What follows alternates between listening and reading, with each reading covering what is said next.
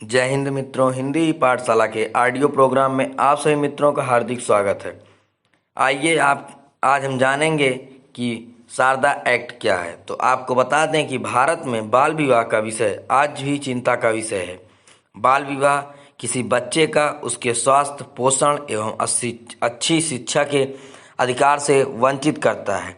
कम उम्र के विवाह के पश्चात लड़कियों को हिंसा, दुर्व्यवहार और उत्पीड़न का शिकार होना पड़ता है। कम उम्र में विवाह का लड़के और लड़कियों दोनों पर शारीरिक, भौतिक और मानसिक प्रभाव पड़ता है। शिक्षा का अवसर कम हो जाता है और व्यक्ति के व्यक्तित्व का विकास नहीं हो पाता है। हालांकि बाल विवाह से लड़के भी प्रभावित होते हैं, लेकिन यह ऐसा मुद्दा है जिसमें बड़ी संख्या में अक्सर लड़कियां ही प्रभावित होती हैं। और बाल विवाह को रोकने के लिए सरकार ने 2006 में अधिक प्रगतिशील बाल विवाह निषेध अधिनियम लाकर हाल की दिशा में काम किया था, लेकिन सरकार फिर से लड़कियों की शादी की उम्र को लेकर जल्द ही एक महत्वपूर्ण निर्णय लेने जा रही है। सरकार लड़कियों की शादी की उम्र 18 से बढ़ाकर 21 करने पर विचार कर रही है। इसके लिए सरकार ने एक टास्क फोर्स का भी गठन किया है। इसके बाद ही जो है शारदा बाल विवाह निरोधक अधिनियम 1978 में शारदा अधिनियम में संशोधन के बाद लड़कियों की जो उम्र थी उसे 15 से बढ़ा करके 18 वर्ष कर दी गई थी। लेकिन बाल विवाह निरोधक अधिनियम के मुताबिक शादी के लिए लड़के की उम्र 18 वर्ष होनी चाहिए थी, लेकिन अब सरकार लड़कियों की शादी की उम्र को बढ़ा सकती है। सरकार लड़कियों की उम्र 18 से बढ़ाते कर 21 साल करने पर विचार कर सकती है। इसके लिए सरकार ने एक टास्क फोर्स का गठन भी किया है, जिसका अध्यक्ष वरिष्ठ नेता जया जेटली जी होंगे। यहीं पर टास्क फोर्स कम उम्र में मां बनने और विवाह से संबंधित मामलों में फिर से विचार करेगी। केंद्र सरकार द्वारा गठित ये टास्क फोर्स 31 जुलाई तक लड़कियों के विवाह, मां बनने और उनके शिक्षा को लेकर फोर्स अपनी रिपोर्ट सरकार को सौंप देगी।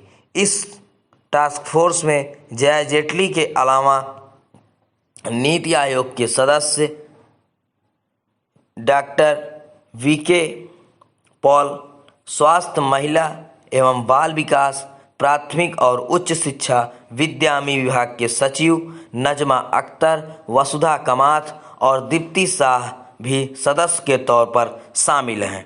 वित्त मंत्री सीतारमण ने इस साल की वित्तीय वर्ष साल 2020 और 21 के आम बजट पेश करते हुए महिला के सही उम्र में मां बनने के लिए एक टास्क फोर्स के गठन का ऐलान किया था। आइए इस अधिनियम पर एक नज़र डालते हैं। तो आपको बता दें कि बाल विवाह को रोकने के लिए कानून बनाना जरूरी था, इसलिए शारदा एक्ट अधिनियम प्रभाव में आया। इसी के साथ ही लेकिन यह प्रभाव में आया तो जरूर, लेकिन उतना प्रभावी नहीं रहा, जिसके कारण सन 1978 में शारदा एक्ट अधिनियम में संशोधन किया गया था। यह अधिनियम अब बाल विवाह निरोधक अधिनियम 1978 के नाम से जाना जाने लगा।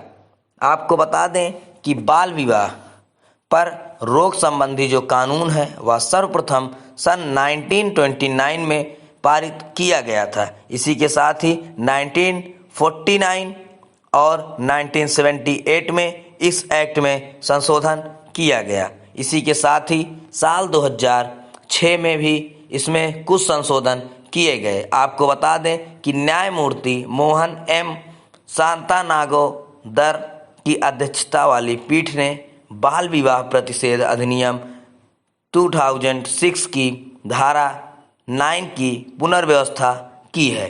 इसी के साथ ही गौरतलब है कि बाल विवाह अधिनियम 2006 की धारा 9 के अनुसार अगर 18 वर्ष से अधिक आयु का वयस्क पुरुष बाल विवाह करेगा तो उसे कठोर कारावास, जिसके अंतर्गत 2 साल की जेल या 1 लाख रुपए का जुर्माना या दोनों सजा हो सकती है।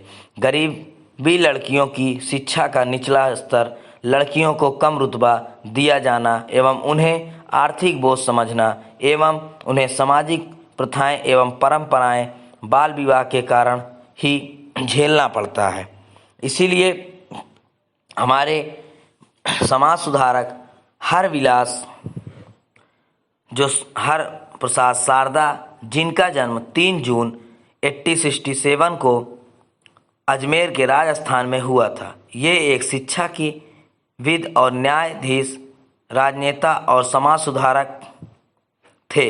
ये एक आर्य समाजी थे। इन्होंने सामाजिक क्षेत्र के वैधानिक प्रक्रियाओं के क्रियान्वयन में महत्वपूर्ण भूमिका अदा की।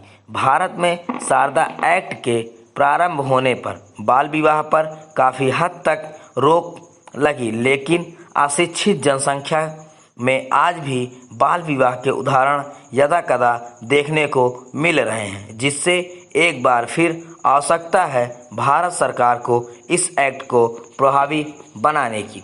इसी के साथ ही आपको बता दें कि हरविलास शारदा के प्रयासों से ही बाल विवाह निरोधक अधिनियम 1930 शारदा एक्ट अस्तित्व में आया। उनके पिता हरनारायण शारदा शासकीय महाविद्यालय अजमेर में पुस्तकालय के अध्यक्ष थे और इसी के साथ ही इनका 20 जनवरी 1952 में देहांत हो गया। तो धन्यवाद मित्रों। अगर आपको हमारा यह वीडियो अच्छा लगा हो तो आप लोग हमारे चैनल को सब्सक्राइब करें एवं बेल आइकन दबाना ना भूलें, जिससे कि आने वाली सभी वीडियो आप तक आसानी से पहुंच सके। धन्यवाद।